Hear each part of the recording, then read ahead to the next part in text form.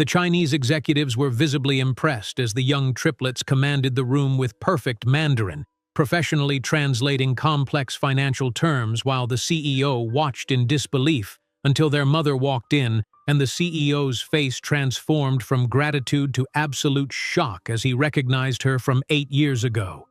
But before we dive into the full story, let me know where you're watching from and what time it is. Now subscribe to the channel and let's get started. The snow fell mercilessly over Boston on that December evening in 2008, coating the elegant brownstones of Beacon Hill in a pristine white blanket. Elena Vasquez shivered inside the elevator of the luxury building, but not from the cold that had seeped through her worn wool coat. Her trembling came from somewhere deeper as she rehearsed the words she'd spent weeks crafting.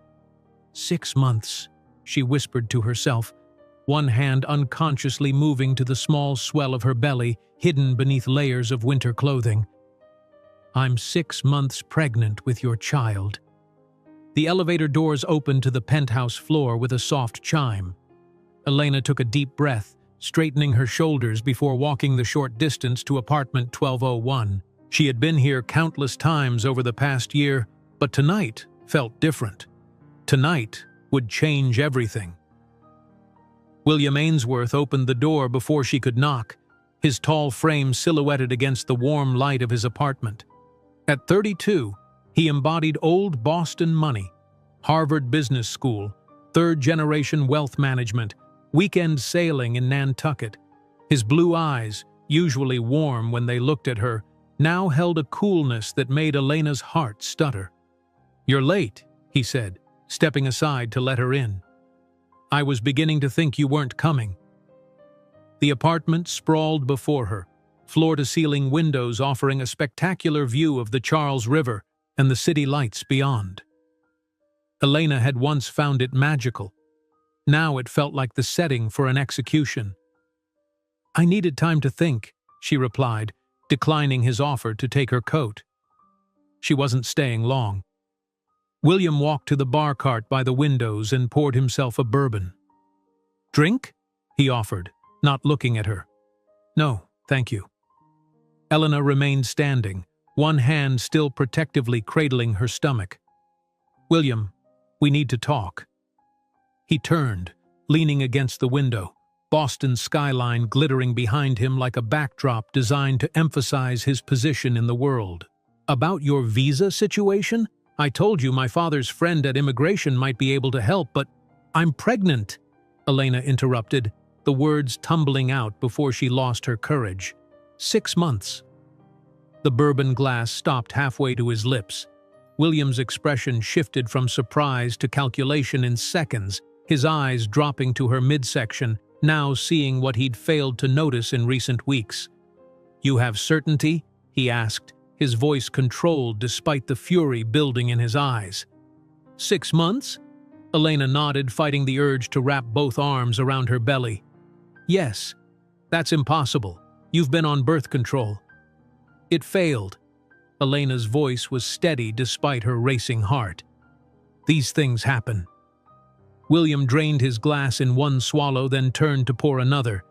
His back to her, he asked, "And you're certain it's mine?" The question sliced through Elena like a knife. In the 15 months since they'd met at that Harvard Business School fundraiser, she had never given him reason to doubt her. She, with her linguistics fellowship at MIT, her perfect academic record from Universidad Nacional Autónoma de Mexico, had been so proud when the handsome, wealthy American had shown interest in her. "How can you ask me that?" Her voice trembled now. William turned back, his expression hardening. "This isn't about trust, Elena. It's about being practical. This," he gestured vaguely toward her midsection, "was not in our plans." "It wasn't planned, no," Elena agreed. "But it's happening. I thought you had the right to know." William walked to the massive windows, staring out at the city as snowflakes swirled against the glass. "I'm being considered for executive director of acquisitions. The board is grooming me to succeed my father in 5 years." He spoke as if reciting facts for a business case. "A family isn't in my plans for this decade, Elena, especially not with someone Like you. The words hung in the air between them. Someone like me? Elena repeated, disbelief creeping into her voice. William sighed, turning to face her with the patient expression one might use with a child who couldn't grasp a simple concept. Be realistic. An immigrant on a student visa, no green card, no influential family, no connections. What did you expect? That I'd introduce you at the Brookline Country Club? That my parents would make an exception for you at Thanksgiving dinner? He laughed, a cruel sound she'd never heard from him before. It was fun while it lasted, but I've always been clear that this was temporary. Elena felt the floor tilt beneath her. In all their time together, William had never spoken to her this way. There had been no clarity about their relationship being temporary. There had been weekend trips to Vermont, late-night conversations about philosophy and literature, passionate encounters in this very apartment where he'd whispered words that felt like promises. I didn't come here to trap you, Elena said quietly. I came because I thought you deserved to know. William walked to his desk and pulled open a drawer. He withdrew a checkbook and began writing. How much do you need to resolve this discreetly? 50,000? 100,000? Resolve? This? Elena whispered, unable to believe what she was hearing. You know very well there are clinics. Discreet, safe ones. Afterward, we can discuss an additional amount for you to restart your life, in another state, preferably. The nausea that rose in Elena's throat had nothing to do with her pregnancy. I didn't come here for money. William exhaled sharply, as if dealing with a stubborn child. A pregnant immigrant doesn't fit into my expansion plans for Wall Street. You're a burden I don't intend to carry. The words hit Elena like physical blows. William continued, relentless, Take this check and disappear.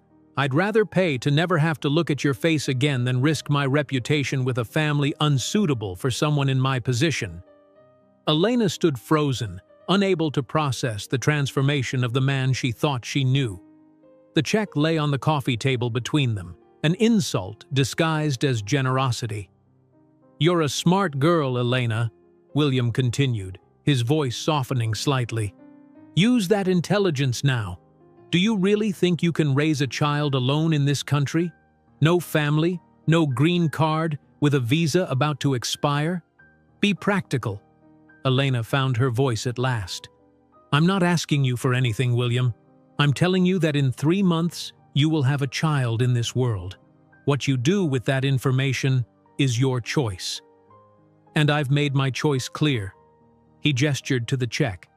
Take it. Do what needs to be done. With trembling fingers, Elena picked up the check. William's signature was missing. He wanted to ensure she'd use it for its intended purpose before signing. She folded it once, twice, then tore it cleanly down the middle, letting the pieces fall to the floor. Goodbye, William. Hours later, Elena walked through Boston's frozen streets, pulling a single suitcase behind her. The torn check, unsigned and crumpled, remained in her pocket, a reminder of what she would never accept. Her shared apartment with other students was no longer an option. The news of her pregnancy had created an unbearable environment. Her fellowship program was compromised. Her visa would expire in weeks. The snow fell harder now, clinging to her eyelashes and melting on her cheeks, indistinguishable from her tears. She had $712 in her bank account, a half-completed master's degree, and a baby growing inside her. No family in America, no safety net, no plan. In the following weeks, Elena faced the brutal reality of her situation. She slept in a women's shelter in South End, taking small translation jobs and giving private Spanish lessons to pay for prenatal checkups at a community clinic. At one of these appointments, she received news that made her already desperate situation even more daunting. Triplets? Elena repeated, staring at the ultrasound screen in disbelief. It's extremely rare, but it happens, explained the doctor gently, especially in cases of in vitro fertilization. Elena laughed bitterly. No reproductive technology, just fate with its perverse sense of humor. Boston's winter was relentless. but no more so than the determination beginning to grow within her. On a particularly frigid night, after standing all day serving coffee with a 7-month pregnant belly, Elena made a decision. She sat at her small table in the shelter and wrote a letter to Li Chen, a visiting professor from Beijing University whom she'd met during her now-aborted master's program. Professor Chen had been impressed with her fluency in 4 languages and had offered a position in his linguistic consulting firm. 3 weeks later, now in New York, Elena received his response. A remote translator contract, a small advance payment, and most importantly, sponsorship for her work visa. It wasn't much, but it was a beginning. "I'll prove he was wrong," she whispered to the babies in her belly as she signed the contract. "About everything." While the bus left Boston behind, Elena couldn't imagine that 15 years later she would be commanding a $223 million empire, and that William Ainsworth would be begging for her attention in the lobby of the Waldorf Astoria. The frozen streets of New York City greeted Elena with indifference as she stepped off the bus at Port Authority, one hand steadying her enormous belly, the other clutching her single suitcase. The January wind cut through her inadequate coat, making the promise of Boston's cruelty seem almost quaint by comparison. But in her pocket lay Li Chen's letter, the weight of possibility heavier than the triplets shifting within her. A tiny room in Queens awaited her, secured through a network of Spanish-speaking immigrants she'd connected with online. The contrast between this 12 by 14-foot space and William's panoramic Beacon Hill apartment struck her physically as she set down her suitcase.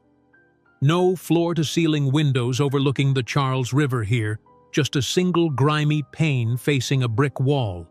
No designer furniture, just a sagging twin bed and a desk that wobbled on uneven legs. "This is home now," Elena whispered to her unborn children, patting her belly gently. "I'm sorry it's not what you deserve, but we'll make it better. I promise." That night, Elena set up her laptop, the one possession she'd refused to pawn in Boston, and began her first translation assignment for Li Chen's company.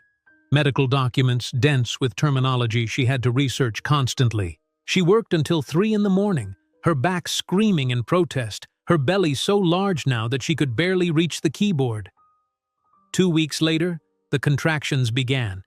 3 months too early.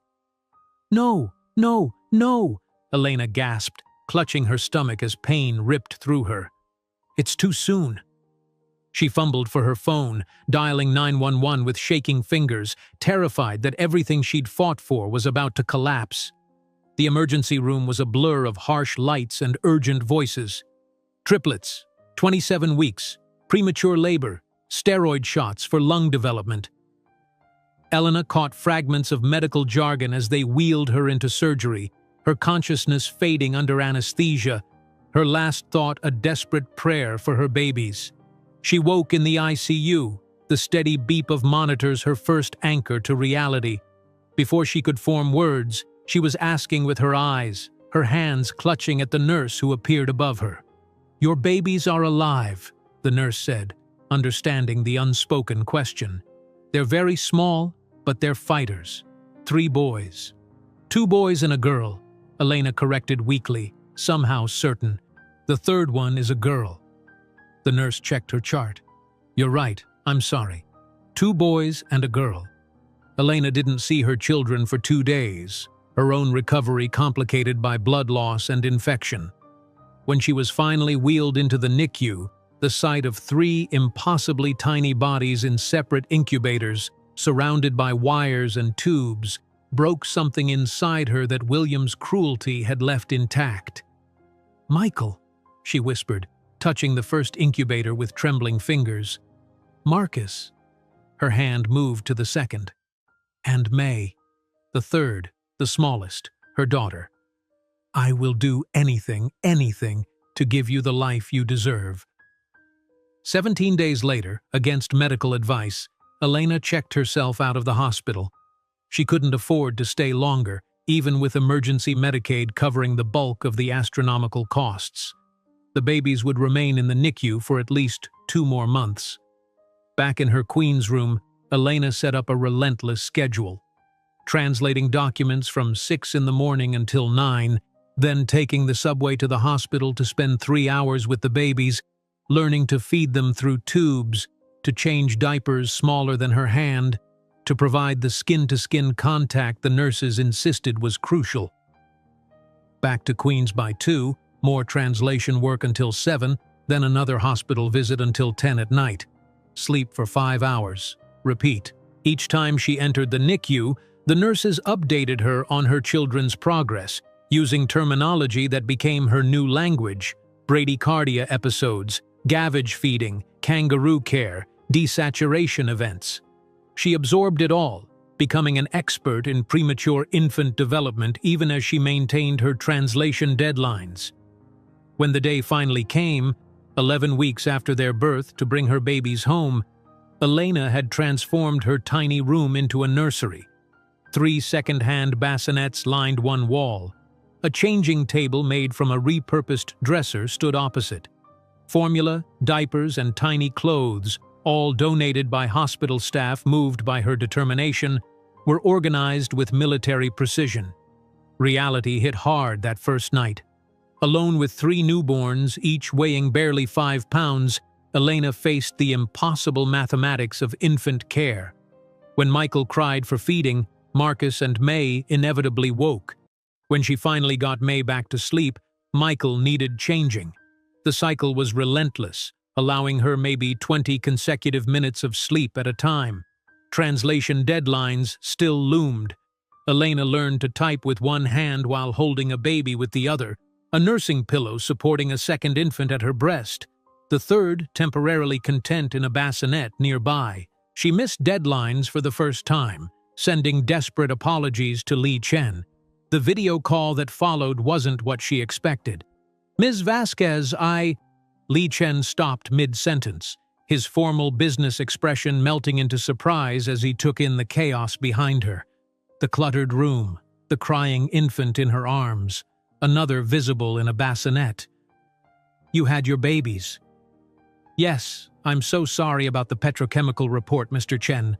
I'll have it to you by tomorrow morning, I promise." Elena bounced Michael gently, trying to soothe him while maintaining eye contact with her employer. "You're working with newborn triplets?" Lee's voice held disbelief. "I need this job," Elena said simply. "We need this job." Instead of termination, Lee offered flexibility.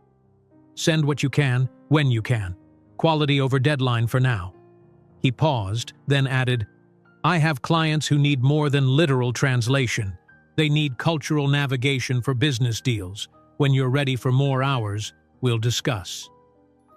That night, Elena slept sitting upright in her bed, laptop still open on her knees, Michael and Marcus in her arms, May asleep on her chest. She woke with a start at 3 in the morning, panicked about unfinished work, only to realize all 3 babies were miraculously still sleeping.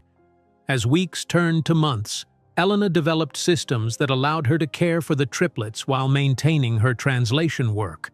She noticed something that would become the foundation of her future empire.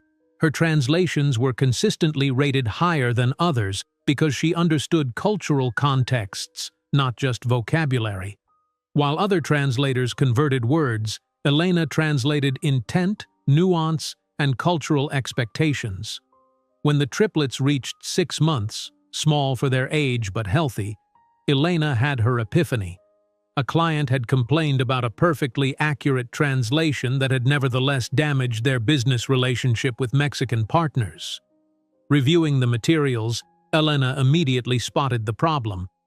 "You translated correctly but missed the cultural expectation," she explained. "In Mexican business culture, relationship building precedes transaction. Your materials jumped straight to pricing without establishing connection." The client was impressed. "Can you fix this? We'll pay extra." "I'm not just translating your words," Elena told them, confidence growing with each word. "I'm translating your business intentions across cultures." That night, after finally getting the triplets to sleep, Elena created her first business card on her laptop using a free template. Vasquez Translations, Bridging Cultures, not just languages. She printed 20 copies at the local library, spending money she couldn't afford. Her first independent client came days later, a boutique owner wanting to import Mexican handicrafts but struggling with communication. Elena not only translated her correspondence but explained the cultural expectations of the artisans, the appropriate timing for negotiations, the importance of certain courtesies. "You're not just a translator," the woman said, impressed. "You understand both worlds." "That's exactly right," Elena replied, Michael asleep in a sling across her chest, Marcus and May miraculously napping in a double stroller beside her. "I'm not translating words. I'm translating intentions, cultures, businesses."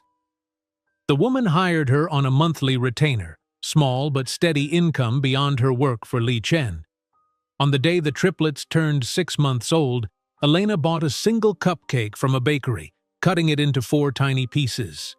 As her babies watched with wide eyes, fascinated by this new object, she made a silent toast. "To us," she whispered, "to the empire we'll build." In that cramped room in Queens, with 3 babies sleeping in makeshift cribs, no one could have guessed that Elena was establishing the foundations of a company that would one day occupy 3 entire floors in Midtown Manhattan.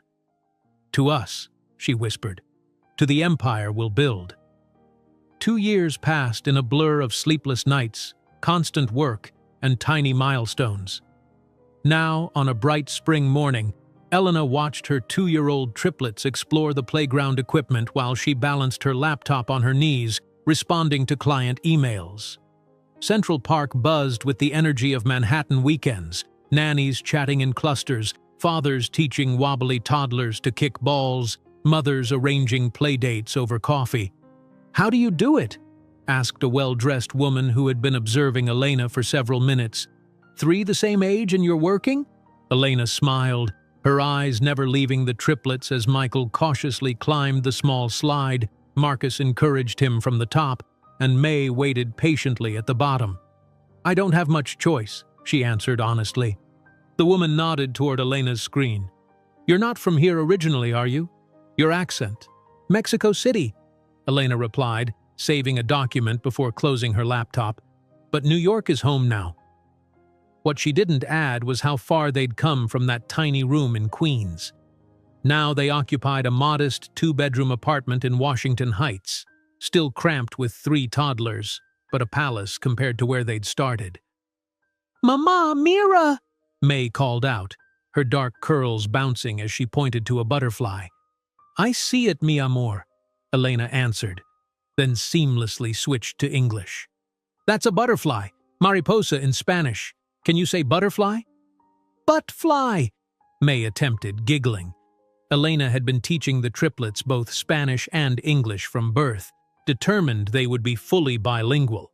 Recently, she'd begun introducing Mandarin phrases as well, a practical decision based on her growing client base. That evening, after tucking the triplets into their shared bedroom, Elena settled at her makeshift desk, a folding table separated from the living room by a hanging curtain. Her laptop screen illuminated her tired face as a video call connected. "Elena, good evening." Li Chen's face appeared, 12 hours ahead in Beijing, but impeccably dressed as always. "I've reviewed your proposal for the Asian market expansion." She straightened, pushing aside fatigue. "And?" Li's expression remained neutral. "It's ambitious, perhaps too ambitious for someone with your current responsibilities." Elena felt a familiar spark of defiance, the same one that had carried her through the past 2 years. "My responsibilities are precisely why I need this expansion, Mr. Chen. The American-Mexican translation market has limitations. You understand this would require cultural expertise beyond language proficiency," Li said carefully. "Chinese business culture is uniquely complex." "I'm aware," Elena replied. "That's why I've been studying Mandarin for the past 6 months. The triplets are learning basic phrases as well." Li raised an eyebrow, impressed despite himself. "You've been learning Mandarin while raising triplets and running your business?" "I study after they sleep." She didn't mention that after they sleep meant the hours between midnight and 3 in the morning. A noise behind her made Elena turn. May stood in the doorway, rubbing her eyes sleepily. "Mama, agua," she mumbled. "One moment," Elena said to Lee before rising to get her daughter water. When she returned to the screen, May on her hip, now fully awake and curious, Lee was watching thoughtfully. "Ni hao," Lee said gently to the toddler. To Elena's surprise, May replied clearly, "Ni hao." A slow smile spread across Lee's face.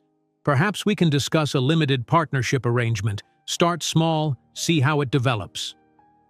3 months later, Elena had hired her first 2 employees, Maria, a Mexican translator with legal expertise, and Jin, a Chinese graduate student with perfect English and Spanish. Both worked remotely, allowing Elena to keep costs minimal while expanding her service offerings. The apartment now doubled as Vasquez Translation's headquarters. A professional website had replaced her homemade business cards, though the tagline remained, "Bridging cultures, not just languages." The curtain separating her office had been upgraded to a sliding screen, though client calls were still sometimes punctuated by toddler laughter or crying. "We need to decide," Elena told herself one evening, staring at her dwindling bank account. The triplets needed new shoes, again, but her website desperately needed an upgrade to attract larger corporate clients. In the end, the triplets wore second-hand shoes from a neighborhood swap, and Elena invested in professional web design. "The shoes last months," she reasoned. "A good website could sustain us for years." This pattern repeated constantly. Business investments prioritized over personal comfort. Elena wore the same 3 outfits in rotation but paid for premium translation software. The triplets shared one bedroom while she converted the building's storage closet into a soundproofed recording space for audio translations, bribing the superintendent with free Spanish lessons. Her dedication was paying off. Vasquez Translations had grown from Elena's solo operation to a specialized boutique service with a reputation for cultural expertise beyond mere language conversion. Small businesses expanding into international markets sought her guidance, and repeat clients formed the backbone of her growing enterprise. "You've built something impressive," Li Chen told her during their monthly strategy call. "Not many could achieve this under your circumstances." Elena glanced at the triplets, now napping on a playmat in the corner after an exhausting morning at the park. "They're my motivation," she said simply.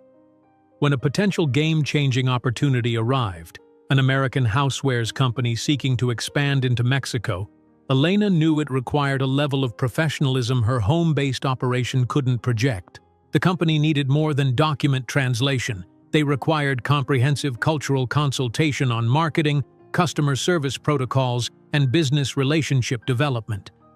The morning of the presentation, Elena's carefully arranged childcare plan collapsed when her regular babysitter called with the flu. "I'll reschedule," Elena told Maria over the phone, watching the triplets eat breakfast, already dressed in their best clothes for daycare. "They won't reschedule," Maria warned. "They have 3 other agencies presenting today. If we miss our slot, we're out." Elena made a desperate decision. Packing an emergency bag with snacks, quiet toys, and tablets loaded with educational games, she dressed the triplets in their best outfits and prepared them for the most important performance of their young lives. "Today you're going to be Mama's business partners," she explained, kneeling to their level. "Remember our special quiet game? The one where we use inside voices and gentle hands?" They nodded solemnly, somehow sensing the importance of the moment. The corporate headquarters in Midtown towered intimidatingly above them. Elena straightened her only professional outfit, a navy blazer over a simple white blouse and black pants, and led her tiny entourage through the revolving doors. "Ms. Vasquez," the receptionist said, eyes widening at the sight of the 3 impeccably dressed toddlers. "Your colleagues?" "My children," Elena replied unapologetically. "Our childcare arrangements fell through. I hope this won't be a problem." Before the receptionist could respond, The company's chief marketing officer emerged from the elevator. "Elena Vasquez? I'm Dan Kessler." His eyes fell to the triplets, his expression unreadable. "Mr. Kessler," Elena began, ready to explain, when Michael stepped forward. "Hello," he said clearly, extending his small hand. "I am Michael." Dan's professional mask melted as he shook the tiny hand. "Well, hello there, Michael." Marcus and May followed their brother's lead, introducing themselves in perfect English, then surprising everyone by adding "mucho gusto" with flawless pronunciation. The executive's initial skepticism transformed to charmed amusement as the triplets sat quietly during Elena's presentation, occasionally whispering to each other in a mix of Spanish and English. "As you can see," Elena explained, displaying slides on cultural market differences, "American directness in advertising can be perceived as aggressive in Mexican markets. We're not just translating your slogans, we're adapting your entire approach to resonate culturally." When one executive asked about local business protocols, Elena didn't need to consult her notes. Years of bridging these exact cultural gaps had made her an expert. "Relationships before transactions," she emphasized. "The American approach of getting straight to business can derail Mexican partnerships before they begin." By presentation's end, the triplets had won over the room, and Elena had won the contract, the largest in her company's short history. This account would require more resources, more staff, more space than her home office could accommodate. That night, as the triplets slept, Elena made the boldest decision since leaving Boston, leasing a small commercial office space in Queens. The financial commitment terrified her, but instinct told her this was their moment to grow beyond survival mode. "We can't build an empire from behind a curtain," she whispered to herself. 2 weeks later, Elena stood in the empty office space, just 500 square feet but with actual walls, a conference room barely larger than a closet, and a kitchenette. The triplets explored excitedly, their voices echoing in the unfurnished rooms. That first night, after the building emptied of daytime workers, Elena inflated a mattress in what would become the conference room. The triplets fell asleep quickly, exhausted from the excitement of their new house, as they called it. Elena assembled inexpensive furniture late into the night, the sound of her electric screwdriver muffled by the sleeping city beyond the windows. When Li Chen arrived unannounced the following morning, having detoured to New York during a business trip, he found Elena asleep on the floor beside the completed reception desk, the triplets playing quietly nearby. "You built this," Li said after she had awakened, embarrassed to be caught in such a vulnerable state. His gesture encompassed more than just the physical space. "From nothing, with 3 children. Extraordinary." Elena moved to the window, gazing across the East River toward the Manhattan skyline glittering in the morning sun. "One day, we'll be there," she said, pointing to the forest of skyscrapers. As she affixed the improvised logo of Vasquez Translations to the glass door of her first commercial office, Elena couldn't imagine that in 10 years that same logo would be illuminated atop a skyscraper, visible from anywhere in Manhattan. As she affixed the improvised logo of Vasquez Translations to the glass door of her first commercial office, Elena felt a surge of pride that momentarily masked her exhaustion. 5 years had passed since that defining moment, and now, as the morning sun streamed through the windows of their significantly larger Queens office, Elena watched her 7-year-old triplets working diligently at their small desks in the corner she had designated as their after-school area. "Mama, is this correct?" Michael pushed his glasses up his nose, holding out a worksheet covered in careful Chinese characters. Elena examined his work, impressed by his precision. "Almost perfect. The stroke order on this character needs adjustment." She demonstrated with a gentle hand over his. Nearby, Marcus recited Spanish conjugations while completing his English reading assignment, effortlessly switching between languages. May, the smallest, but often the most determined, typed on a child-sized laptop, learning coding through a program Elena had discovered through a tech client. The contrast between their modest apartment in Washington Heights and the increasingly professional office space reflected Elena's philosophy: invest in the business first, personal comfort second. The office now occupied the entire floor of a small building, with 6 full-time employees and a network of specialized contractors. A satellite office in Mexico City, managed by Maria, had opened 6 months earlier. Elena's phone chimed with a message from Li Chen, who had become a frequent visitor to New York over the past year. Their professional relationship had deepened, his mentorship invaluable as she navigated increasingly complex international deals. But recently, something else had begun to develop between them, unspoken but palpable during their dinner meetings that stretched late into the evening, discussing business but occasionally venturing into personal territory. Just landed. Dinner tonight? His message read. Elena felt an unexpected flutter in her stomach as she replied affirmatively, then chided herself for the reaction. Li was her most important business partner, not a romantic prospect. Romance had no place in her carefully structured life. That evening, after settling the triplets with their trusted babysitter, Elena met Li at a small Japanese restaurant in Midtown. He looked impeccable as always in a tailored charcoal suit, his keen eyes lighting up when she entered. "The Matsumoto deal closed successfully," he announced after they ordered. "Your cultural insights proved invaluable." Elena smiled, pride warming her. Their CEO specifically mentioned feeling understood, not just translated for. "This is your unique gift," Li said, studying her with admiration. "Anyone can translate words. You translate intentions, aspirations, anxieties, the human elements behind business transactions." Their conversation flowed easily, covering business developments and expansion possibilities.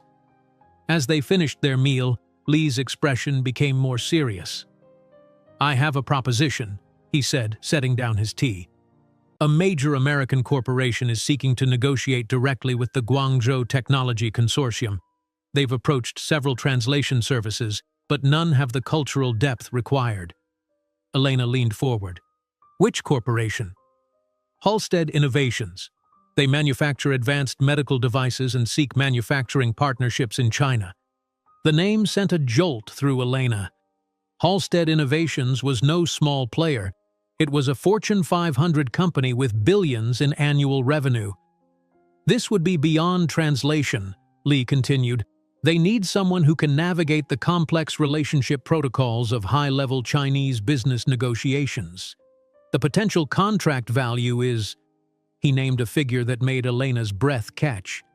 "That's more than our entire annual revenue," she whispered. "It would require a significant expansion," Li acknowledged. "More staff, better facilities, specialized expertise." That night, after tucking the triplets into bed, Elena paced their small apartment, calculator in hand, running numbers again and again. The opportunity was transformative but required a substantial investment. A real office in Manhattan, hiring cultural consultants specializing in Chinese business practices, technological upgrades. The next morning found her at First Queen's Bank, dressed in her most professional outfit, still far from designer quality, but carefully selected to project confidence. The loan officer, a man barely older than her 32 years, reviewed her business plan with skeptical eyes. "This is an ambitious expansion, Ms. Vasquez. The loan amount you're requesting exceeds your company's current valuation by nearly 40%. Elena maintained steady eye contact. "The Halstead contract alone would cover repayment within 18 months. I've included projections showing..." "Yes, I see your projections," he interrupted. "But you're essentially betting everything on securing this single contract." "I'm betting on my company's proven track record of converting opportunities into successful partnerships," she corrected politely. After 2 hours of questioning, the loan officer excused himself to consult with his manager. Elena slipped into the restroom, needing a moment alone. Staring at her reflection, she heard William's voice echo from the past. "You are a burden I don't intend to carry." Her hands gripped the porcelain sink. "I've carried myself," she whispered fiercely to her reflection. "I've carried 3 children. I'll carry this company to heights you never imagined possible." When the loan was provisionally approved an hour later, contingent on securing the Halstead contract, Elena felt a complex mixture of elation and terror. That evening, she sat the triplets down for a family meeting at their small kitchen table. "Things are going to change," she explained, watching their intelligent eyes absorb her words. "Mama will be working even more than usual for a while, but it's for our future." "Will we still have Saturday park days?" asked May, the most sensitive to changes in routine. "I'll do my best," Elena promised, knowing better than to guarantee what she might not deliver. "But I might need to bring work sometimes." "We can help," offered Marcus, ever the diplomat. "We're getting better at Chinese." The triplets' adaptability both inspired and pained Elena. They had never known a life where work wasn't constantly intertwined with family time, where their mother wasn't perpetually balancing multiple responsibilities. 2 weeks later, Elena signed a lease on a small office space in Midtown Manhattan, a modest suite by local standards, but a quantum leap from their Queens location. The space required significant renovation, another expense she absorbed by doing much of the work herself on weekends, the triplets helping by organizing supplies and bringing her water. The day of the first negotiation round with Halstead Innovations arrived with stomach-churning intensity. Elena had assembled a team including Lee, who had flown in specifically for this meeting, 2 cultural consultants, and herself. The Halstead executives arrived with evident skepticism about the small translation company they'd been convinced to try. "We've worked with larger firms in the past," began their chief operating officer, a silver-haired man with an expensive watch and dismissive tone, "but our Beijing office suggested your cultural approach might be valuable." Elena maintained her professional composure despite the condescension. "Larger firms excel at literal translation. We specialize in making sure you're not just understood, but welcomed." The meeting progressed with increasing tension as the Halstead team outlined their aggressive negotiation strategy for the Chinese consortium. Elena listened carefully, noting multiple potential cultural pitfalls that could derail negotiations before they began. During a break, she overheard 2 Halstead executives muttering about overpaying for glorified interpreters. Rather than confronting them, she methodically prepared her response. When the meeting reconvened, Elena highlighted a critical cultural misstep in their proposed approach. "Your opening statement focuses on efficiency and cost-cutting measures," she explained. "In Chinese business culture, especially with a consortium of this prestige, beginning with relationship building and mutual benefit would be significantly more effective." The COO scoffed. "We're not here for a cultural sensitivity seminar. We need to establish our position firmly from the start." Elena maintained her composure. "With respect, sir, establishing your position too firmly may prevent any negotiation from occurring at all." As the discussion progressed, Elena demonstrated with specific examples how their approach could be perceived as disrespectful, potentially costing them the manufacturing partnership entirely. Gradually, the executives' skepticism gave way to grudging attention. By meeting's end, the Halstead team had completely revised their approach based on Elena's guidance. The COO, initially the most dismissive, approached her privately. "You've given us perspective we clearly lacked," he admitted. "We'll proceed with your firm for the preliminary negotiations." Later that evening, celebrating the provisional contract with a modest glass of wine in her newly established office, Elena felt Lee's admiring gaze. "You built a bridge where others didn't even see the need to cross," he said quietly. Elena looked out the window toward the Manhattan skyline, now viewed from within rather than from across the river. "This is just the beginning." Lee stepped closer, the professional boundary between them momentarily thinning. For a breathless moment, Elena thought he might kiss her. The office phone rang shrilly, breaking the spell. It was the babysitter, calling because May had developed a fever. As Elena gathered her things to rush home, Her mind already calculating which meetings she could reschedule and which were unmovable, she paused at the door. The temporary sign reading Vasquez Translations needed updating to reflect their expanded services. The next morning, she directed the sign maker to create a new plaque, Vasquez International Translations. While the new sign was being installed, Elena gazed up at the surrounding skyscrapers. The small name change represented something much larger, a vision expanding beyond what she had initially dared to imagine. As she returned to her office to prepare for the Halstead negotiations, she couldn't know that in just 5 years, she would be not only translating multi-billion-dollar negotiations, but facilitating them as one of the most respected intercultural mediators in the corporate world.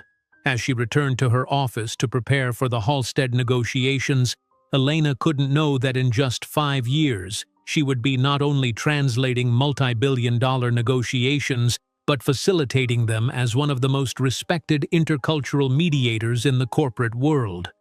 3 years had passed since that pivotal Halstead contract, transforming Vasquez International Translations from a promising boutique agency into a recognized name in corporate circles.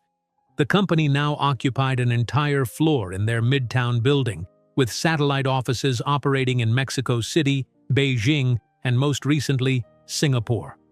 Elena stood at the back of the conference room, watching with pride as her 10-year-old triplets confidently introduced themselves to the audience attending her keynote presentation on cross-cultural communication in the digital age. Michael, Marcus, and May had insisted on attending, sitting in the front row, their backs straight, taking notes on tablets synchronized through the company's proprietary software. "And now, please welcome our founder and CEO, Elena Vasquez," announced the conference moderator. As applause filled the room, Elena walked to the podium with the confidence of someone who had earned her place. Her tailored suit, still not designer but significantly better quality than what she could afford 3 years ago, complemented her purposeful stride. "Business isn't just conducted between companies," she began, her accent now a cultivated asset rather than something to minimize. "It's conducted between people, each carrying their cultural DNA into every negotiation." From the front row, the triplets beamed with pride.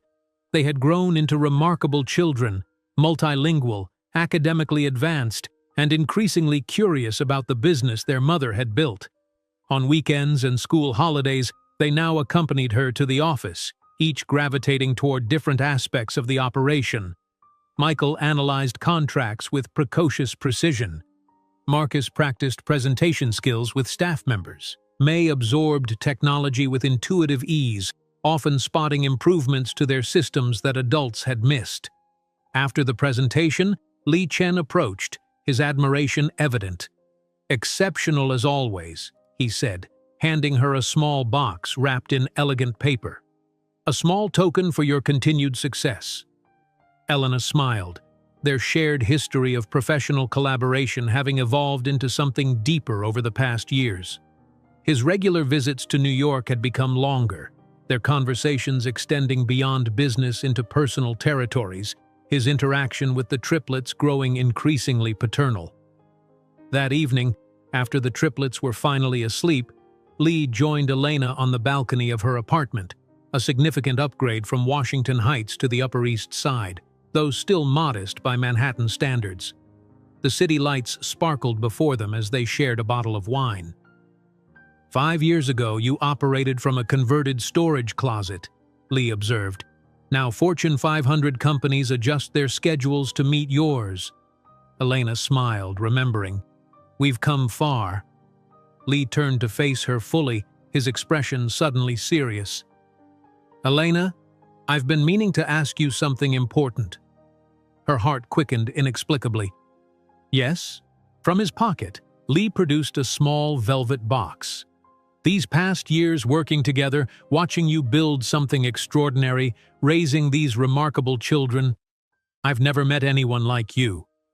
He opened the box, revealing a platinum ring with a modest but perfect diamond. "Would you consider building our future together, not just as business partners but as family?" Elena froze, memories of William's rejection suddenly flooding back. The last time she had trusted someone with her heart, with her future, he had called her a burden, had offered money to make her disappear. "Lee, she began, her voice catching. Understanding immediately crossed his face. "You're thinking of him, the man who abandoned you." Later that night, after Lee had gone, Elena sat alone on her balcony, staring at the ring box. She'd asked for time to think, and Lee had graciously understood. The triplets' laughter echoed from earlier that evening when Lee had played chess with them, patiently teaching strategies while telling stories of his childhood in Beijing. "The last time I trusted someone like this," she whispered to the night sky, "he destroyed everything I thought we were building." The following morning brought no clarity. At breakfast, the triplets sensed her distraction. "Are you okay, Mama?" Marcus asked, his perceptiveness sometimes startling. "Just thinking about some important decisions," she answered truthfully. Michael studied her with analytical eyes so similar to her own. "Is it about Mr. Chen?" Elena nearly dropped her coffee cup. "Why would you ask that?" "He looks at you the way the fathers in movies look at mothers," May observed innocently, spreading jam on her toast. "And you smile differently when he's here." That evening Lee returned for dinner, the unspoken question hanging between them. After the meal, as the triplets cleared the table, a chore they took seriously, Elena led Lee to the living room. "The last man I trusted," she began carefully, "saw me as nothing but a burden when I needed him most. He offered money to make me disappear." Lee took her hands in his. "He saw a burden. I see the strongest person I've ever known. You built all this while raising 3 children alone. You're not someone to be carried, Elena. You're the force I've always needed beside me."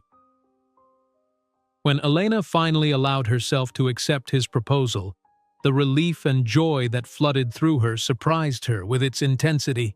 The triplets, informed of the development, reacted with varying degrees of excitement and curiosity. 2 nights later, during a family dinner, Marcus looked up from his plate with characteristic directness. "Mama, who is our biological father?" The question hung in the air. Elena had always answered their inquiries honestly but vaguely. "He wasn't ready to be a father. He chose not to be part of our lives."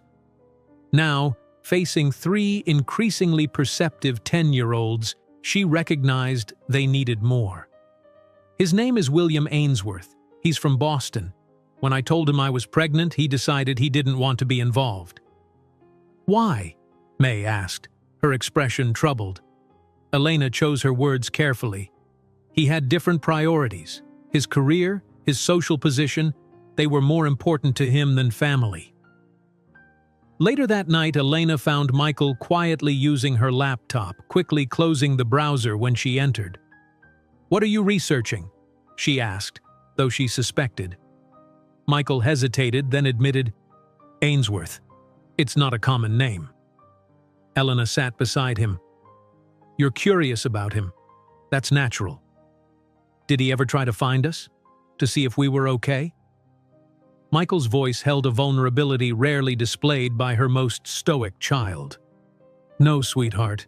He made his choice very clear. As their wedding plans progressed, a transformative business opportunity arrived simultaneously. A major American technology company sought Vasquez International's services to mediate complex negotiations with the Chinese government regarding data security protocols, a contract potentially worth 8 figures. The meeting with the tech executives unfolded with an intensity that reminded Elena of the Halstead negotiations years earlier. Again, skepticism about her relatively new company permeated the room. These negotiations involve national security considerations, proprietary technology, and cultural sensitivities at the highest levels, explained the CEO, clearly doubtful. "What makes you qualified for this level of mediation?" Elena didn't flinch. "You need someone who understands not just what both sides are saying, but what they're meaning. The unspoken concerns, the cultural context behind each demand, the face-saving requirements that might derail progress if ignored." Her detailed analysis of previous failed negotiations between Western tech companies and Chinese authorities gradually transformed their skepticism into consideration. By meeting's end, they had tentatively agreed to engage her services, pending final approval from their board. That evening, Elena and Lee celebrated both their engagement and the pending contract with a quiet dinner after the triplets were asleep. "This contract will change everything," Elena observed. "We'll need to expand significantly, hire specialized staff, travel extensively between New York, Washington, and Beijing. The timing with our wedding, with integrating our family," Lee began. "Will be challenging," Elena finished. "The triplets are used to my work demands, but this will be different." The following weekend, Elena sat the triplets down for another family meeting. "The new contract will mean changes," she explained. "Lee and I will need to travel frequently. We'll be more absent than usual for a while." "But it's important, right?" Marcus asked, always quick to understand business priorities. "Yes, it's very important for the company." May, her eyes suddenly welling with tears, asked the question that pierced Elena's heart. "Is it more important than us?" Elena pulled her daughter close. "Nothing is more important than you three. Nothing." Later that evening, after a long family discussion, they developed a plan together. The triplets would be included in appropriate aspects of the business, learning about international relations in real time. They would use video calls to maintain daily contact during travel periods.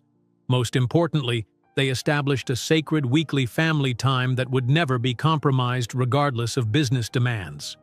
"You are part of this too," Lee told them warmly. "Our family business."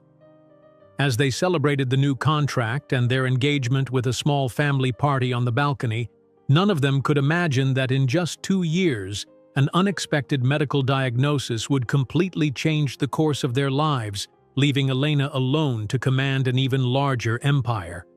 As they celebrated the new contract and their engagement with a small family party on the balcony, none of them could imagine that in just 2 years, an unexpected medical diagnosis would completely change the course of their lives, leaving Elena alone to command an even larger empire. The wedding took place on a perfect spring day in the New York Botanical Garden. Elena had chosen the venue for its symbolic blend of cultures, where exotic flowering plants from Asia and the Americas thrived side by side in harmonious beauty.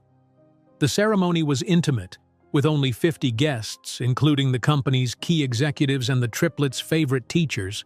12-year-old May scattered rose petals down the aisle, her dark curls adorned with delicate white flowers. Marcus and Michael walked proudly beside Elena, one on each arm, their matching suits and solemn expressions reflecting the significance they placed on their role. When they reached Lee at the altar, both boys formally gave away their mother with a practiced bow that honored Lee's cultural traditions. "We are not just witnessing the union of two people," said the officiant, "but the formation of a family that already carries a legacy of determination, resilience, and success." Elena, radiant in a simple ivory sheath dress, looked at Lee with genuine love that had grown steadily over their years together. His patient devotion to her and the triplets had gradually erased her fears about trusting her heart to someone again. In Lee, she had found not just a romantic partner, but a true ally who valued her strength rather than finding it threatening. The reception flowed seamlessly between cultures, traditional Chinese elements harmonizing with Mexican touches and American conventions. The triplets moved confidently among the guests, switching languages effortlessly as they conversed with visitors from 3 continents. After dinner, Lee gathered the triplets for an impromptu strategy lesson using the Chinese chess set he had gifted them months earlier. Guests smiled at the unusual family bonding moment, but Elena recognized it as perfectly characteristic of their blended lives where business wisdom and family connection were constantly interwoven. "See how the pieces work together?" Lee explained, moving a piece across the board while the triplets watched intently. "Each has different strengths, different movements. The game is won by understanding how to deploy these differences strategically." "Like negotiation teams," observed Michael, already showing his analytical capabilities. "Exactly," Lee smiled approvingly. Different perspectives creating a stronger whole. 6 months after the wedding, during a particularly high-stakes negotiation with Chinese technology officials, Elena noticed something concerning. Lee, normally meticulous in his presentations, stumbled over familiar terminology. Later, he dismissed it as jet lag, but Elena recognized the flash of confusion in his eyes, something she had never seen before. 2 weeks later, during a board meeting at their now expanded offices, Lee completely lost his train of thought mid-sentence. Elena smoothly continued his explanation without drawing attention to the lapse, but her worry deepened when she caught him massaging his temples afterward, his face tight with pain. "It's just stress headaches," he insisted when she confronted him privately. "The Singapore expansion is demanding." Elena scheduled a doctor's appointment anyway, framing it as a routine executive physical. The neurologist's office was quiet and understated, belying the life-altering news they would receive there. "The MRI shows an arteriovenous malformation," explained Dr. Levin, pointing to the brain scan displayed on her monitor. "Essentially, it's an abnormal tangle of blood vessels that appears to have been present since birth. It's quite large and in a precarious location." "What are the treatment options?" Elena asked, her voice steady despite the fear tightening her chest. "Given its size and location, surgical intervention carries significant risks," the doctor continued. "We could attempt embolization to reduce blood flow to the malformation, but complete removal would be extremely challenging." Lee listened with practiced calm, asking detailed questions about success rates and recovery timelines. Only Elena could see the tension in his shoulders, the slight tremor in his normally steady hands. That night, they stood together on the rooftop garden of their building, a peaceful retreat Lee had designed with bamboo fountains and miniature cherry trees. The city lights stretched before them, a testament to all they had built together. "We should discuss contingencies," Lee said quietly, his practical nature asserting itself even in crisis. "For the company, for the children." "We're going to fight this," Elena insisted. "We'll get second opinions, explore every option." Lee turned to her, his expression gentle but resolute. "We will, but you've always been the true visionary, Elena. The company has flourished because of your insight, your determination." Over the following weeks, they consulted specialists across the country while maintaining a facade of normalcy at work. The triplets, perceptive as always, sensed the underlying tension despite their parents' efforts to shield them. One evening, Lee presented Elena with legal documents ensuring she would maintain complete control of their merged business interests. "This isn't necessary now," Elena protested, pushing the papers away. "It is," Lee insisted softly. "I trust you to continue our legacy, whatever happens." 3 months later, during a routine business trip to Chicago, Elena received the call that shattered her world. Lee had collapsed during a meeting in New York. By the time she reached the hospital, he was already gone. The arteriovenous malformation had ruptured catastrophically, causing a massive hemorrhagic stroke. The next hours passed in a blur of medical terminology and administrative details. But the most devastating moment came when Elena connected with the triplets via video call from the hospital's private family room. "Something terrible has happened," she began, struggling to maintain composure for their sake. Through the screen, she watched their expressions transform as she explained. Michael's face becoming absolutely still, Marcus's crumpling in open grief, May's eyes widening in disbelief before the tears came. "I'm coming home right now," Elena promised. "We'll get through this together." The funeral was a dignified affair that honored Lee's cultural heritage while reflecting his adopted American life. Business leaders from 3 continents attended, many having flown in specifically to pay respects to the man who had helped bridge their worlds. Throughout the service, the triplets maintained remarkable composure, standing beside their mother with solemn dignity that belied their 12 years. 2 weeks later, Elena faced the company's board of directors for the first time as sole CEO. Though no one spoke the words directly, she could sense the unspoken questions hovering in the air. Could she maintain the company's trajectory without Lee? Would clients remain confident in their services? Was she strong enough to lead alone? Lee's absence leaves an immeasurable void, Elena acknowledged, her voice steady despite her grief. But his vision remains alive through our work, through our team, and through me. Her gaze moved deliberately around the table. I will not hesitate to make difficult decisions. We will not merely sustain what we've built, we will expand it. The board members exchanged glances, some skeptical, others reassessing the woman before them.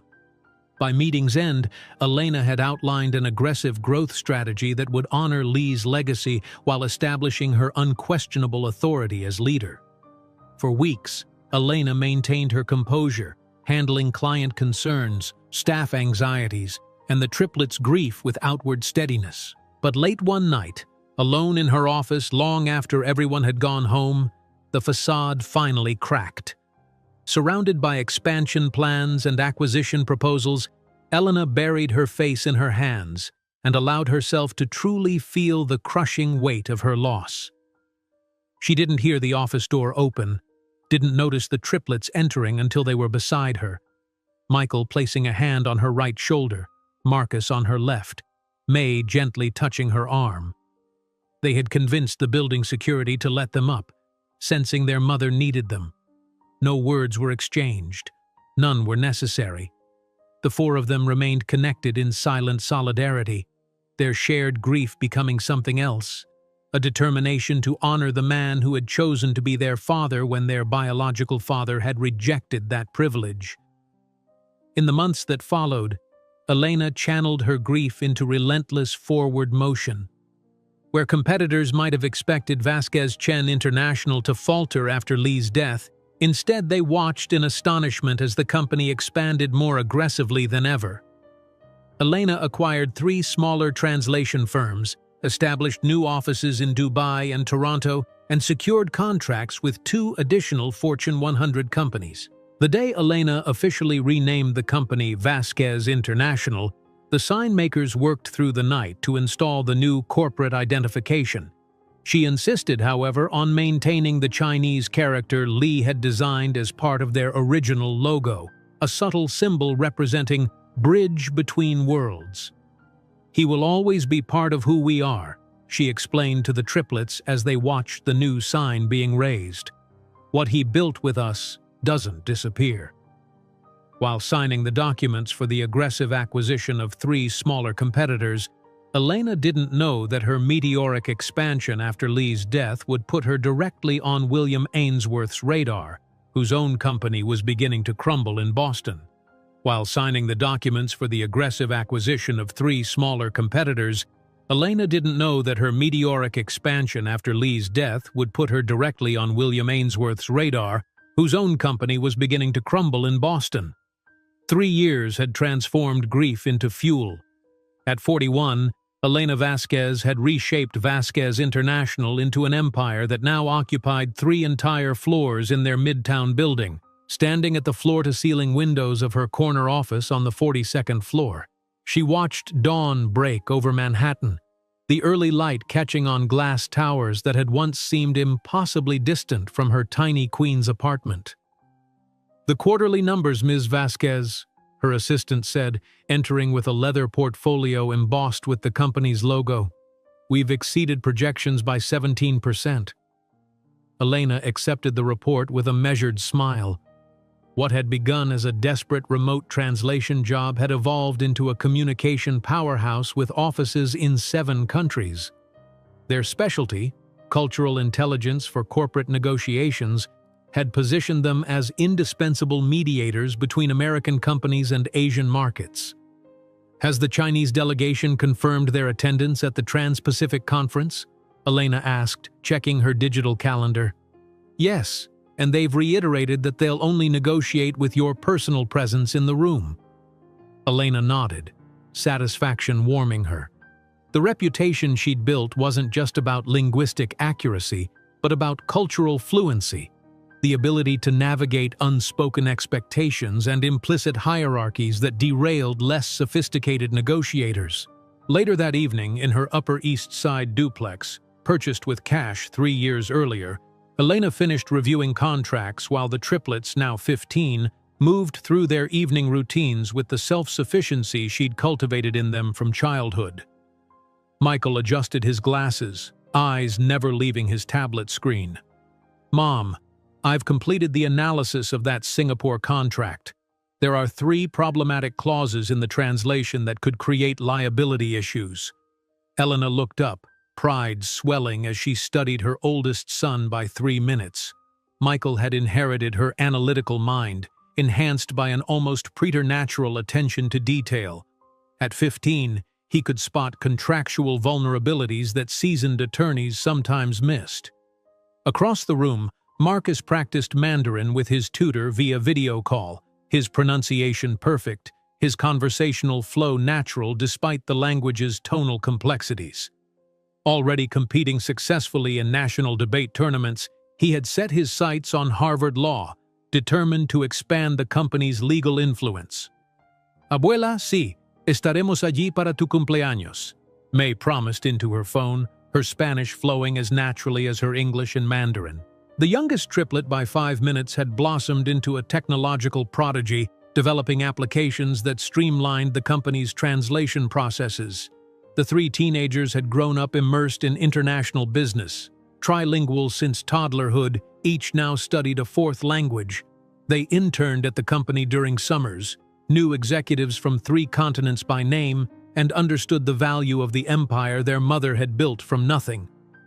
"Remember, we'll go directly from school to the Waldorf today," Elena reminded them, checking her Rolex, a gift she'd purchased for herself after closing their largest contract to date. "The conference is important." "Can we stay for the gala dinner too?" May asked hopefully. "Of course. You're the future of the company," Elena replied, kissing each one on the forehead. A ritual she'd maintained since their infancy, now requiring her to reach up to Michael and Marcus, who had outgrown her by several inches. In the private car heading to their elite Manhattan prep school, Elena reflected on their extraordinary journey. She remembered the nights working while the triplets slept 3 to a crib in that first Queen's apartment, the early client meetings in coffee shops, babies strapped to her chest and back, the first tiny office with its second-hand furniture, the risky loan for their Mexico City expansion, the marriage to Lee that had brought not just love but strategic growth into Asian markets. Each sacrifice had built toward this reality. Net worth, $223 million. Employees, 840 across 8 countries. Primary clients, Fortune 500 companies and Chinese tech giants who adjusted their schedules to accommodate hers. The car stopped in front of the school's imposing entrance. "I'm proud of you," Elena told her children as they gathered their designer backpacks. "Today is a big day for the company." What Elena didn't know, it was also the day when the past would finally catch up with her. Hours later, Elena entered the grand lobby of the Waldorf Astoria, impeccable in a wine-colored Chanel suit that accentuated her confident posture. She had chosen her outfit carefully, expensive enough to signal success, but not ostentatious. Power, in her experience, didn't need to shout. Immediately, she was surrounded by executives eager for her attention. The annual Trans-Pacific Investment Conference gathered financial elites from 2 continents, and Elena was no longer merely a service provider. She had become an essential power broker in these negotiations. The Chinese delegation will only proceed if Ms. Vasquez herself conducts the translations, her vice president informed the organizing committee, whose members nodded with understanding. Elena's reputation had transcended her original role. She was now the conduit through which billion-dollar deals flowed. In an adjacent lobby, William Ainsworth, now 45 with pronounced temples and a permanent expression of worry, observed the commotion surrounding Elena. After years of questionable decisions and an expensive divorce, Ainsworth Investments struggled to maintain relevance. This conference represented perhaps his last chance to attract Asian investors to save his floundering company. William's blood froze as he recognized Elena. The desperate immigrant he had dismissed 15 years ago was now receiving standing ovations from the same elite he had always yearned to impress. "My God, it's her! And those teenagers! They can't be! Are they my children?" he muttered to himself, watching the triplets who arrived elegantly dressed, fluently alternating between languages as they greeted international executives. Michael stood slightly apart, his analytical gaze assessing the room with a detachment William recognized from his own youth. Marcus moved effortlessly between conversation groups, his charisma evident in the way adults leaned toward him when he spoke. May, smaller than her brothers but radiating quiet confidence, explained something on her tablet to an impressed Japanese businessman. William couldn't tear his eyes away. The children he had rejected before birth now moved through his world with more ease and authority than he himself commanded. The family he might have had, the empire he could have shared. The conference director approached the microphone. "Ladies and gentlemen, please take your seats for our keynote address by Elena Vasquez, founder and CEO of Vasquez International." William found a seat at the back of the ballroom, his hands trembling slightly as he watched Elena take the stage. Gone was the uncertain young woman who had stood in his apartment 15 years ago. In her place stood a commanding presence who owned the room before speaking a single word. "The post-pandemic market convergence presents unprecedented opportunities," Elena began, her voice clear and authoritative. What followed was a masterclass in global economic analysis, delivered seamlessly in alternating English, Mandarin, and Spanish without consulting notes once. William watched, transfixed, as the audience, composed of financial leaders who had once barely acknowledged his presence, responded to her with rapt attention.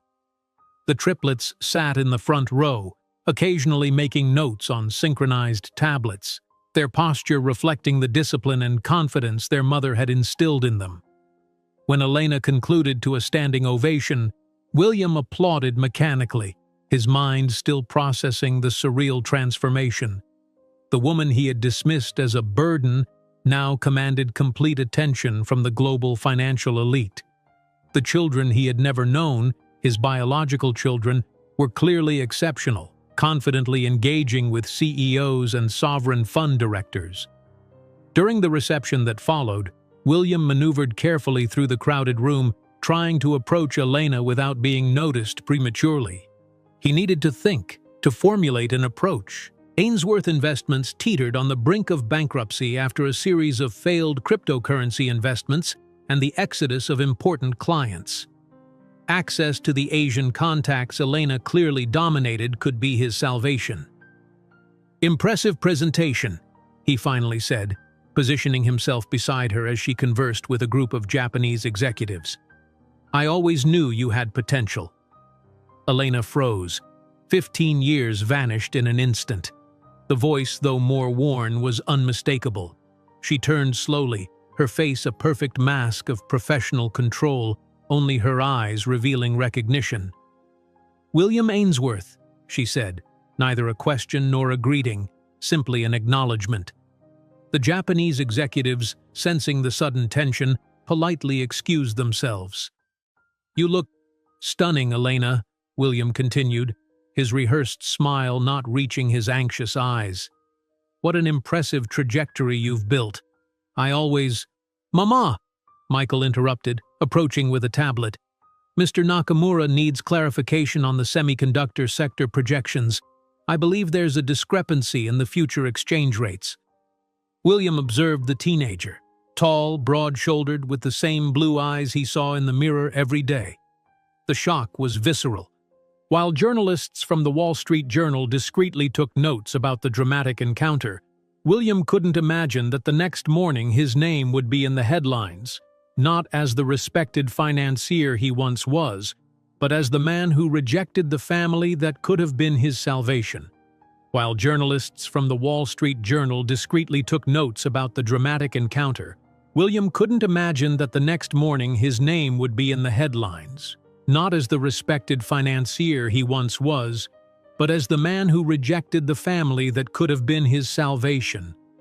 The grand ballroom of the Waldorf Astoria shimmered under crystal chandeliers. the soft lighting designed to flatter the powerful and wealthy who gathered beneath them. Elena concluded her keynote presentation on post-pandemic market convergence with remarkable fluidity, effortlessly switching between English, Mandarin, and Spanish without once consulting notes. The audience of 300 executives and investors responded with a standing ovation that rippled through the room like a wave. William Ainsworth applauded mechanically from the back of the hall, his mind still processing the surreal transformation before him. The woman he had dismissed as a burden now commanded complete attention from the global financial elite. The children he had never known, his biological children, were clearly exceptional, confidently engaging with CEOs and sovereign fund directors. During the cocktail reception that followed, William carefully maneuvered through the crowded room, trying to approach Elena without being noticed prematurely. He needed to think, to formulate an approach. Ainsworth Investments teetered on the brink of bankruptcy after a series of failed cryptocurrency investments and the exodus of important clients. Access to the Asian contacts Elena clearly dominated could be his salvation. "Impressive presentation," he finally said, positioning himself beside her as she conversed with a group of Japanese executives. "I always knew you had potential." Elena froze. 15 years vanished in an instant. The voice, though more worn, was unmistakable. She turned slowly, her face a perfect mask of professional control, only her eyes revealing the recognition.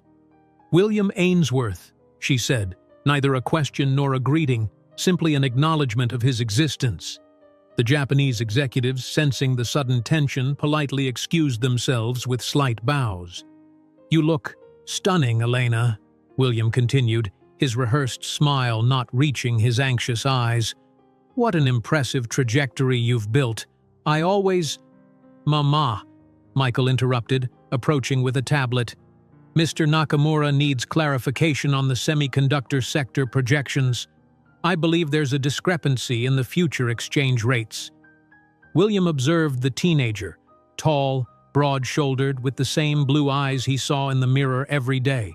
The shock was visceral, like a physical blow to his chest. "Michael," Elena said softly, "this is William Ainsworth, of Ainsworth Investments from Boston." No additional explanation, no indication of their shared past. Michael adjusted his glasses, studying William with distant curiosity. "Ainsworth Investments, the management firm that lost 40% of assets under management in the last 3 years after the compliance scandal with Middle Eastern funds?" William paled, his shoulders tensing. "There have been some temporary setbacks, but—" "Mr. Ainsworth," Michael interrupted, his voice surprisingly assertive for a teenager, "my mother doesn't accept meetings without prior scheduling, especially with companies with credit ratings as low as yours." The comment, delivered in a normal tone, seemed to echo in the immediate space. Nearby executives glanced discreetly, some recognizing William, others merely curious about the palpable tension. Marcus and May approached, flanking their mother like protective guards, instinctively sensing her discomfort. "These are my children," Elena said, quiet pride in her voice. "Michael, Marcus, and May. My junior partners and the future of Vasquez International." William swallowed hard, studying the faces of the 3 teenagers, his younger versions reflected in subtle details: Marcus's chin, May's eyebrows, Michael's posture. "They're extraordinary," William stammered, extending a hand that no one accepted. "I'd like to— perhaps we could talk privately?" "About what exactly?" Elena asked, her voice now cold as the Boston winter that had once nearly destroyed her. "We have no pending business, William." "Elena, please. 15 years is a long time. People change, make mistakes, learn." Movement around the ballroom gradually diminished as more people noticed the tense conversation. William Ainsworth, once respected on Wall Street, now visibly uncomfortable before the CEO everyone was trying to impress. "Mr. Ainsworth," Marcus intervened, "my mother's presentation mentioned that 62% of trans-Pacific mergers fail due to inadequate cultural intelligence. You clearly didn't do your homework before attempting this approach. Some nearby executives laughed discreetly. Humiliation burned William's face, a flush creeping up his neck. I just wanted— William? Elena finally interrupted him, her voice surprisingly gentle, almost compassionate. I should thank you for tearing up that check that night. It was the moment I learned that my worth wouldn't be determined by men like you, but by the empire I built while you were too busy underestimating women like me. The silence that followed was deafening. Then, a voice from across the room. William Ainsworth? From Boston? Aren't you the one who— Chen Wei, leader of the Chinese delegation, approached with his translator. Ms. Vasquez, forgive me, but is this man known to you? Elena hesitated for only a second. Yes, Mr. Chen. Mr. Ainsworth and I knew each other many years ago in Boston. Before your children were born? Asked Chen, observing the triplets with new eyes. Exactly before, Elena confirmed without elaborating. Understanding spread through the ballroom like ink in water, whispers, glances, conclusions being formed. Manhattan's financial elite, always hungry for backstage drama, quickly connected the dots. Mama, May said in perfect Mandarin, loud enough to be heard. Mr. Chen confirmed they'll transfer their entire portfolio to our management. Chen smiled, also responding in Mandarin, Your mother built something admirable from nothing. We value people who demonstrate such resilience and integrity.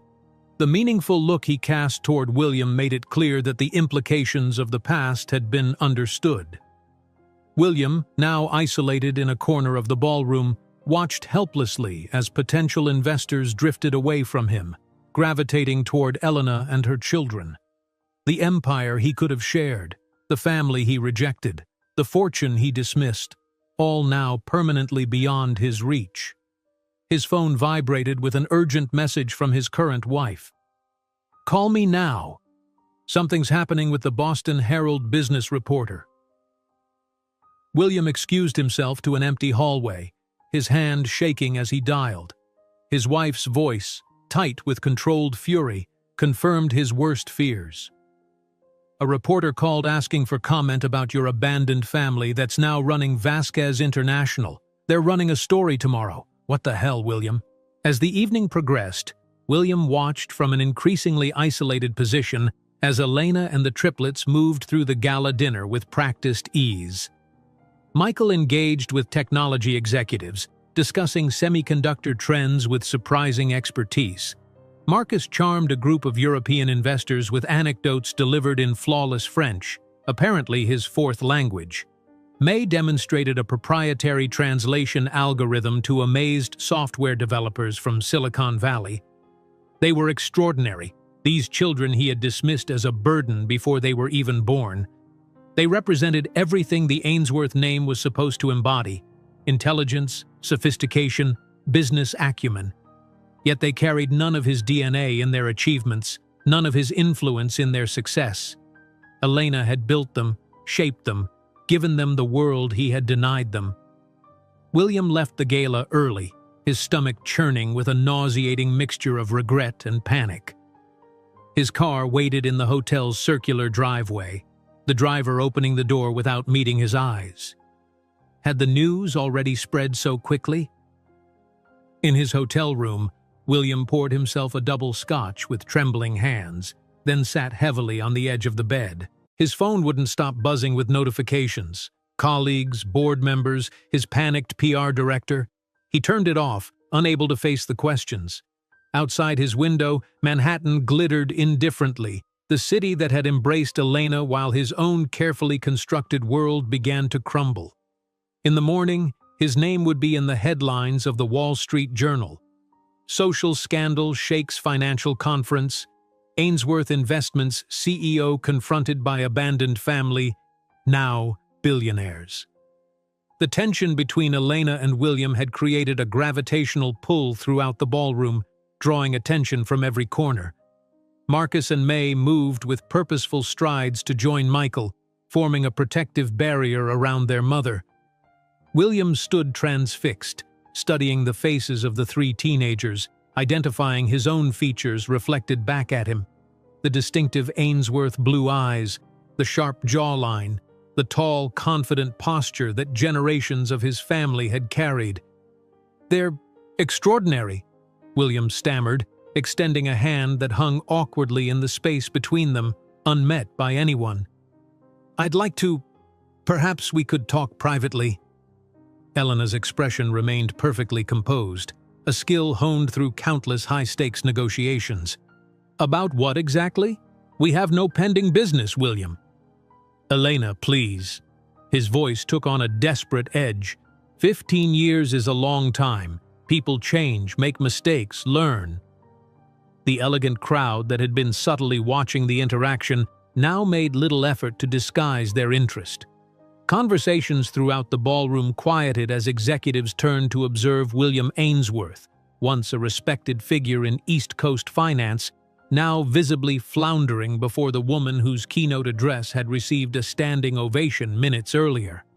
"Mr. Ainsworth," Marcus intervened, his diplomatic tone belying the steel beneath, "my mother's presentation mentioned that 62% of trans-Pacific mergers fail due to inadequate cultural intelligence. You clearly didn't do your homework before attempting this approach." Several nearby executives failed to suppress their amused reactions. William's face flushed crimson, the humiliation burning through his practiced facade. "I just wanted—" "William," Elena interrupted, her voice surprisingly gentle, almost compassionate. "I should thank you for tearing up that check that night. It was the moment I learned that my worth wouldn't be determined by men like you, but by the empire I built while you were too busy underestimating women like me." The silence that followed her words was absolute, as if the entire room had collectively held its breath. Then, a heavily accented voice broke the stillness from several feet away. "William Ainsworth? From Boston? Aren't you the one who—" Chen Wei, the distinguished leader of the Chinese delegation, approached with measured steps, his translator following closely. Chen's reputation as Beijing's most influential private equity director made his presence commanding even in this gathering of power brokers. "Ms. Vasquez," Chen said through his translator, though it was widely known he understood English perfectly. "Forgive my intrusion, but is this man known to you?" Elena hesitated for only a second, weighing 15 years of private history against the public moment unfolding before her. "Yes, Mr. Chen. Mr. Ainsworth and I knew each other many years ago in Boston." Chen's gaze shifted between Elena and the triplets, his experienced eyes making calculations. "Before your children were born?" he asked, studying the teenagers with renewed interest. "Exactly before," Elena confirmed, offering no further elaboration. The implication hung in the air, crystalline in its clarity. Understanding rippled through the ballroom like a current, as Manhattan's financial elite, always hungry for the dramas playing out behind Bloomberg terminals and boardroom doors, connected the obvious dots. Whispers traveled from group to group, glances darted between William's increasingly pallid complexion and the poised teenagers who so clearly carried his genetic imprint.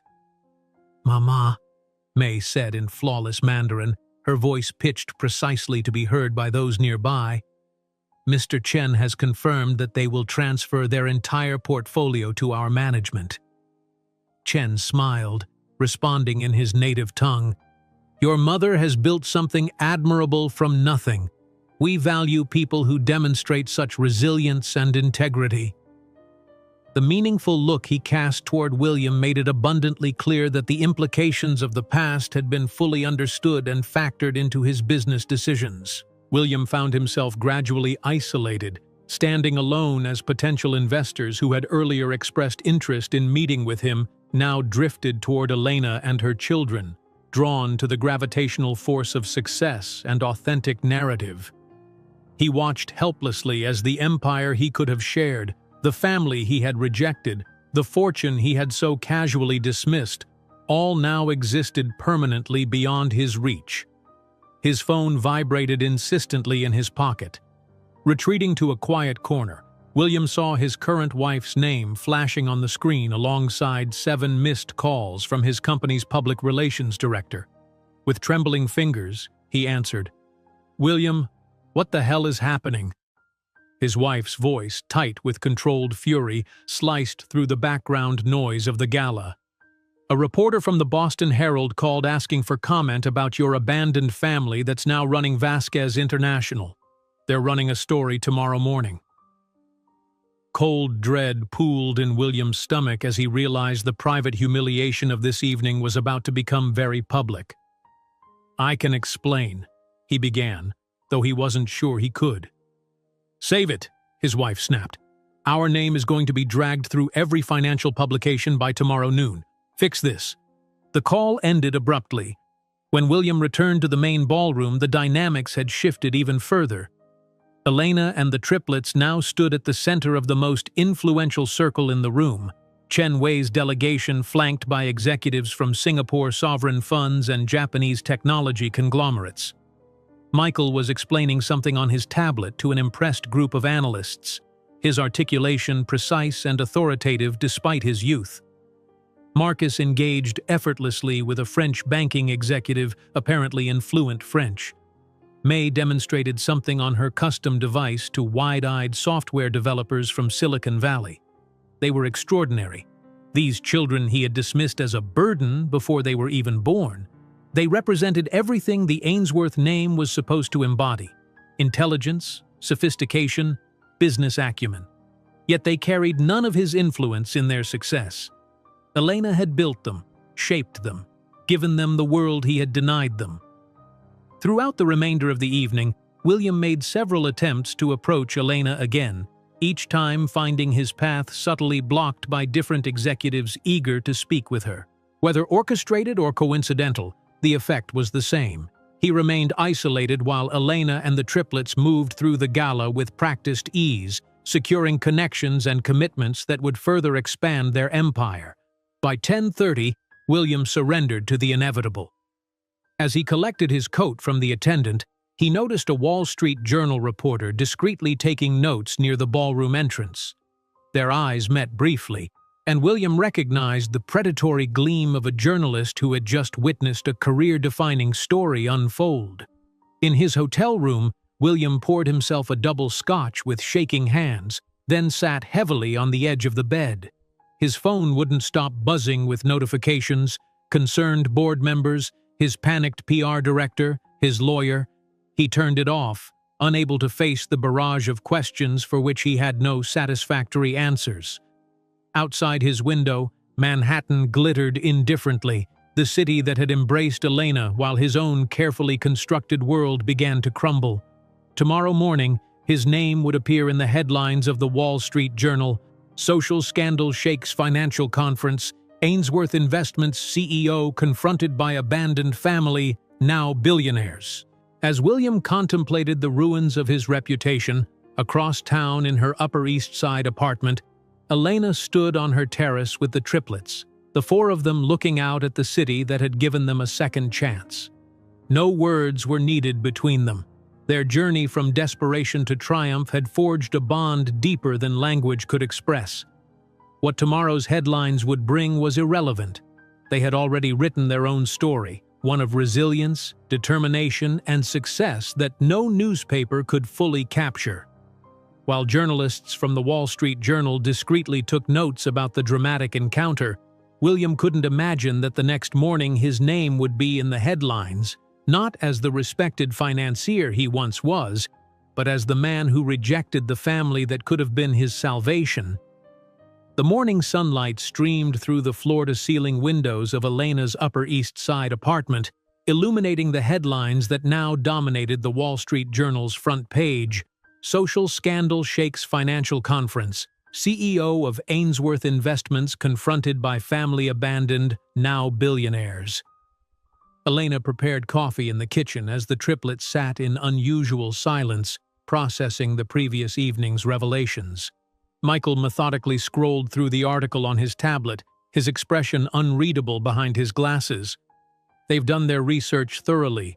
There are quotes from 3 people who knew you both in Boston. Elena placed mugs of coffee on the marble kitchen island, her movements deliberate and calm. The storm she had avoided for 15 years had finally broken, but strangely, she felt only peace. "So he is our biological father," Michael stated clinically, not a question, but a confirmation of facts long suspected. "Yes," Elena answered simply, adding nothing more. "Why did you never tell us?" May asked, her voice more wounded than accusatory. Of the three, she had always been the most emotionally attuned, the one who felt things most deeply. Elena sighed, sitting down with them at the kitchen table that had witnessed countless family discussions over the years. "Because he chose not to be part of our lives. And because after I met Lee, I hoped we could simply move forward." "Lee was our father," Marcus asserted with firm conviction, "in all the ways that matter." Elena smiled gratefully, touched by her son's clarity. Yes, he was. Her phone rang incessantly throughout the morning. The public relations director reported that Ainsworth Investments stock had plummeted 18% at market opening. 3 major clients had already canceled contracts, citing ethical concerns. William's current wife, a Greenwich, Connecticut socialite, was reportedly requesting temporary separation. Meanwhile, Vasquez International's shares had risen 7%, with analysts citing the inspirational appeal of Elena's triumph over adversity story. By afternoon, the inevitable occurred. The reception desk called to inform Elena that William Ainsworth had appeared in their building lobby, pleading for 5 minutes of conversation. After consulting briefly with the Triplets, who expressed curiosity rather than apprehension, Elena agreed to receive him in the company's main conference room, not in her personal office, which remained her sanctum. William entered, his defeated posture and bloodshot eyes revealing a sleepless night. His once immaculate suit appeared slept in, his tie loosened at a careless angle. "Did you plan all this? Your revenge?" he asked without preamble. Elena laughed, genuinely surprised by the accusation. "William, until yesterday I didn't know you would be at that conference. I haven't thought about you in years." The indifference struck William more devastatingly than any anger could have. In his darkest moments he had occasionally imagined Elena somewhere, still wounded by his rejection, perhaps even hating him with the passionate intensity such emotions required. The reality, that she had built an extraordinary life in which he figured not at all, was somehow worse. "I want to know my children," William declared, straightening his shoulders in an attempt at authority. "I have rights." "No, you don't," Elena interrupted calmly. "Legally, you have no rights whatsoever. You never acknowledged paternity, never paid child support, never showed any interest. And morally?" She paused, letting the question hang. "You forfeited any moral claim when you told me I was a burden you didn't intend to carry?" William collapsed into a conference chair, the memory of his own cruel words landing like physical blows. "I was young, ambitious, frightened." "I was young too, William," Elena replied evenly. "I was 26, alone in a foreign country, pregnant with triplets, without family, without support. The difference is that I didn't choose the easy path." The conference room door opened as the triplets entered, a decision they had made together after brief deliberation. They observed the man who shared their DNA but nothing of their journey, their expressions ranging from Michael's analytical detachment to May's barely concealed emotional turmoil. "You want to know us now," Michael stated, adjusting his glasses, "because we're useful to you, because our mother's empire could save your failing company." William attempted to protest, but Marcus raised his hand in a gesture surprisingly authoritative for a 15-year-old. "I researched you last night," Marcus continued. 3 marriages, no other children, 8 lawsuits for questionable business practices, a company on the verge of bankruptcy. "And a Hamptons house being foreclosed by the bank," May added, consulting her tablet. "Approximate value, $12 million. Our summer house in the Hamptons is worth $18 million. Mom bought it 3 years ago in cash." William paled as May continued, her facility with numbers revealing another painful contrast. Your current net worth is estimated at 34 million with debts of 28 million. Our mother is worth 223 million, debt-free. Elena observed the interaction with a mixture of pride and compassion, not for William, but for her children processing this harsh reality. What do you want? William finally asked, defeated. Money? I don't have much. Public acknowledgement? I can do that. We don't want anything, Michael responded simply. We came only to see the man who thought our mother wasn't good enough. The three teenagers rose in unison, a perfect unit formed through adversity overcome. We already have a legacy, Mr. Ainsworth, Marcus said. We don't need your surname. And we already had a father, May completed, her voice breaking for the first time. One who chose us. The triplets exited, leaving Elena and William alone again.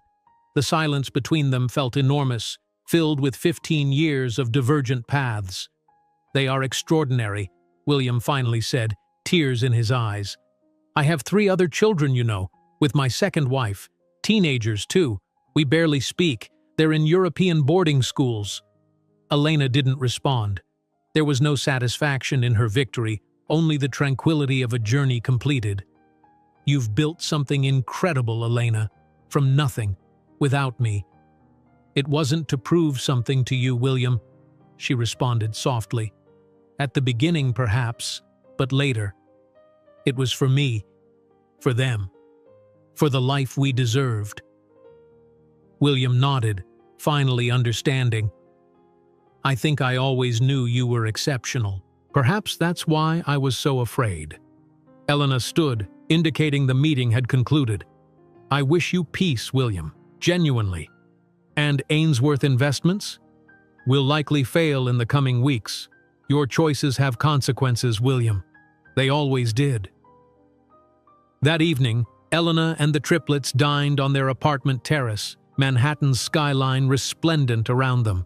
They didn't mention William or the day's events. Instead, they discussed the Dubai expansion, the new simultaneous translation technology they were developing, college plans. I'm proud of you, Elena said, raising her glass in a toast. For who we are, for what we've built together.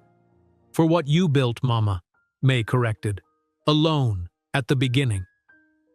Never truly alone, Elena responded, smiling at her children.